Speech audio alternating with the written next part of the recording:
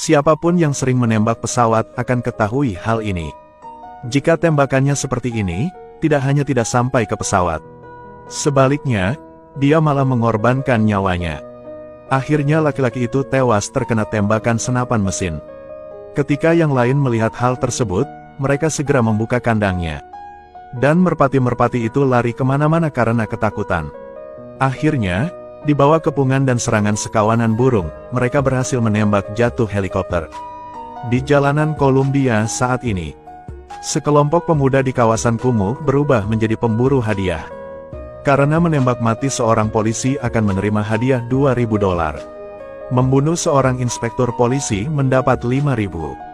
$1.000 untuk petugas polisi. $20.000 untuk polisi pengawasan. Dan $50.000 untuk kepala polisi. Total uangnya lebih dari 1 miliar. Dalam sesaat, ada ratusan petugas polisi tewas secara tragis di jalan. Pria itu berjanji bahwa tunjukkan saja lencana polisinya yang berlumuran darah, mereka akan menerima uang hadiah. Dialah pengedar narkoba paling terkenal di Colombia, Pablo. Juga salah satu orang terkaya di dunia. Di puncak karirnya, agar memperluas peredaran narkoba ke pasar AS. Dan agar memastikan kinerja waktu, Pablo juga membeli sejumlah pesawat yang khusus digunakan untuk mengangkut barang. Para bawahannya menggunakan kereta belanja besar untuk memblokir jalan raya. Kemudian tekan para pengunjuk rasa. Sampai jalan tersebut benar-benar dirawat. Pesawat angkut itu menjerit dan mendarat dengan mantap di jalan raya. Saat ini para pengusaha kecil sudah menunggu berjam-jam di dekatnya. Mereka dengan cepat menurunkan barang-barang yang diangkut dari Colombia.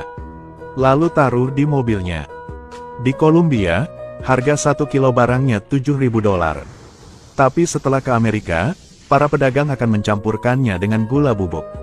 Mengubah 1 kilo menjadi 3 kilo. Harganya juga 3 kali lipat. Uangnya datang seperti angin puyuh, tidak mungkin dihabiskan. Sehingga setiap pesawat angkut hanya digunakan 1 kali saja. Setelah barang dipindahkan, pesawat langsung dibuang di tempat. Setelah berhasil memasuki pasar Amerika, hanya dalam beberapa tahun saja, Pablo telah menghasilkan beberapa miliar dolar. Di saat yang sama, ia juga memiliki villa satwa liar mewah terbesar di Amerika Selatan. Terlalu banyak pesawat yang tidak bisa dihitung.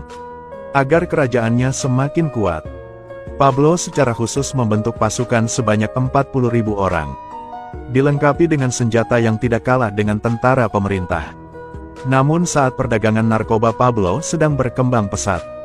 Dia merasa tidak puas dengan kehidupan materinya yang sangat makmur. Namun ingin mengejar kehidupan spiritual yang berkelimpahan. Misalnya saja masuk ke kalangan manajemen nasional. Untuk mendapatkan dukungan banyak orang, Pablo tidak hanya membangun 2.000 rumah di daerah kumuh kampung halamannya. Tetapi juga ada sekolah, rumah sakit, dan jalan. Lebih lagi, dia mengundang MC Virginia yang terkenal untuk menyebarkan reputasi untuknya.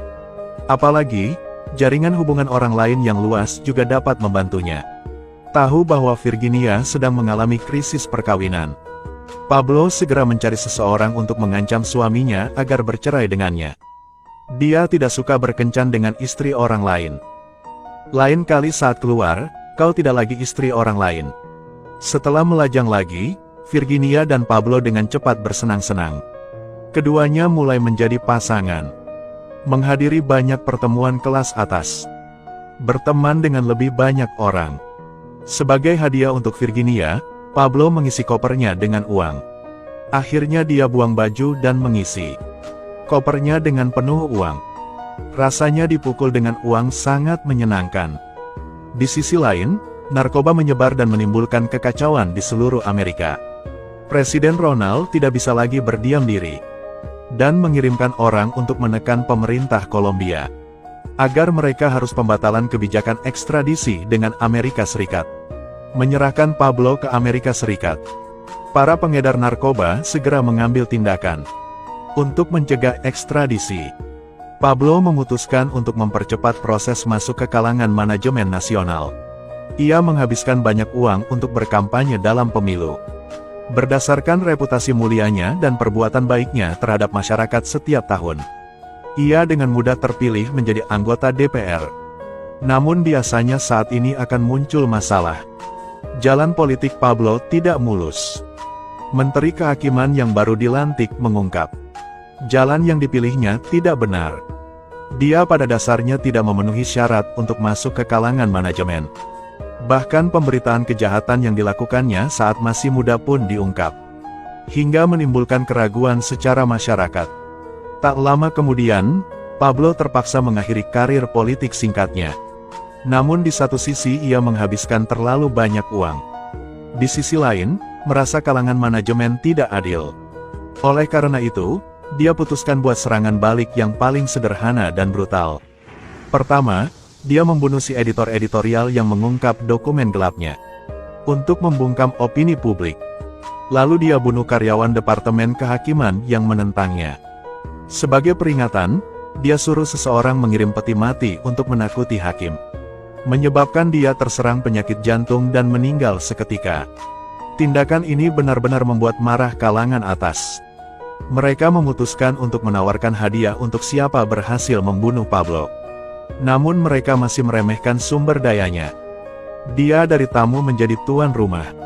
Habiskan lebih banyak uang untuk buat level berbeda, dan tawarkan hadiah untuk membunuh polisi. Membeli 2.000 senjata dengan harga tinggi. Lalu bagikan kepada orang-orang di daerah kumuh. Hanya dalam beberapa hari, lebih dari 100 petugas polisi terbunuh. Hal ini benar-benar buat marah pemerintah Kolombia. Mereka segera mengirimkan tim aksi khusus ke daerah kumuh. Anggota tim ini tidak memerlukan bukti apapun untuk menangkap orang dari daerah kumuh yang mencurigakan. Dan para pemuda yang ditangkap tidak perlu diadili, malah dapat langsung dieksekusi. Mereka yakin, meski saat ini para pemuda ini bukanlah pelakunya, di masa depan, mereka pasti akan menjadi bawahan Pablo. Lebih baik membunuh 1.000 orang daripada melewatkan 1 orang. Beberapa ratus anak muda tewas secara tragis dalam aksi ini. Namun meski begitu, pemerintah Kolombia tidak bisa merugikan kekuatan inti Pablo. Jadi mereka mengarahkan 500 orang dari tentara. Diperintahkan oleh Badan Anti Narkoba. Pihak AS juga bekerja sama erat dengan Kolombia. Kelompok pengedar narkoba Pablo harus dibasmi. Melalui pencarian, helikopter pasukan anti narkoba dengan cepat menemukan tempat persembunyiannya. Pengawal menggunakan senjata untuk melawan helikopter. Hasilnya dia langsung terkena peluru seperti titik tembakan. Untuk menghancurkan helikopter, orang yang lain buru-buru melepaskan merpati. Dikepung dan diserang oleh merpati. Helikopter dengan cepat kehilangan kendali dan jatuh di tempat. Pablo, karena serangan mendadak itu, dia telanjang melarikan diri. Pablo yang selama ini sombong, kali ini benar-benar kehilangan muka. Setelah melarikan diri, Pablo langsung menyatakan berperang dengan pemerintah. Dia mengirimkan ancaman melalui televisi. Mulai sekarang, dia tidak lagi menggunakan senjata melainkan bahan peledak. MC radio mencurigai Pablo sedang bohong. Kok kamu bisa membuktikan bahwa kamu adalah Pablo yang asli? Bukan pembual? Ini sangat sederhana, malam ini aku akan meledakkan seluruh rumahmu. Kemudian meledak di radiomu. Ini adalah bukti terbaik. Mendengar itu, MC pun tertegun. Apa yang dikatakan Pablo bisa dilakukannya. Perusahaan penerbangan dengan cepat menerima kabar bahwa penerbangan tersebut meledak. Di kawasan kota yang padat, segala macam ledakan terus-menerus terdengar. Kepulan asap membubung langsung ke langit. Seluruh negeri ketakutan dan orang-orang menjadi panik. Di bawah tekanan publik di dalam dan luar negeri, pemerintah Kolombia harus berkompromi dengan Pablo. Dia juga ingin menasihati pihak lain menyerah. Menghadapi pemerintahan yang lemah, Pablo masih mau menyerah. Tetapi pada saat yang sama berikan 3 syarat. Pertama, harus mengakui aset sah kartel penyelundup narkoba Medellin. Kedua, mengakhiri perjanjian ekstradisi dengan Amerika Serikat. Ketiga, penjara yang menampungnya disediakannya sendiri. Jadi pada tahun 1991, Pablo menghabiskan banyak uang untuk membangun penjara untuk dirinya sendiri. Dengan luas beberapa ribu meter persegi, dia adalah satu-satunya tahanan.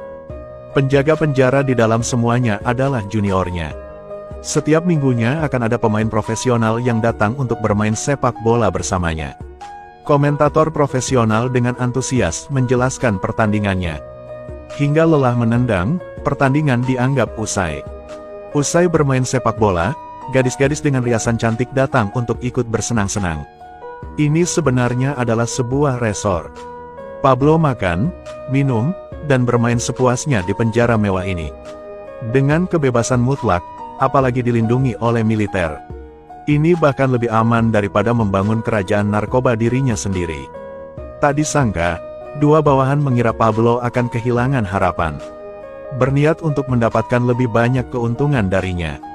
Ini membuat Pablo sangat tidak nyaman. Kemarahan dia menggergaji tubuh mereka.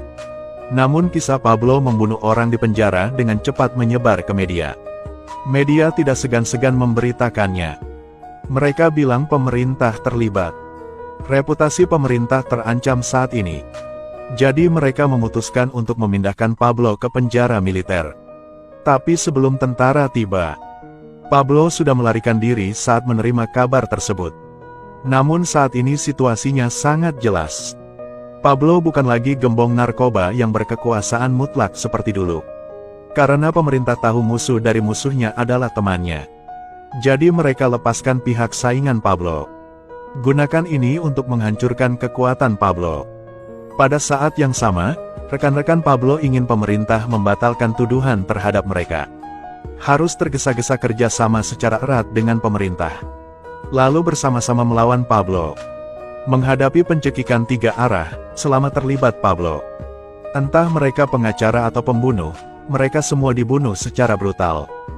Gembong narkoba Pablo yang pernah sendirian menutupi langit di Kolombia. Harus menjalani kehidupan bersembunyi dari timur dan barat, khawatir sepanjang hari.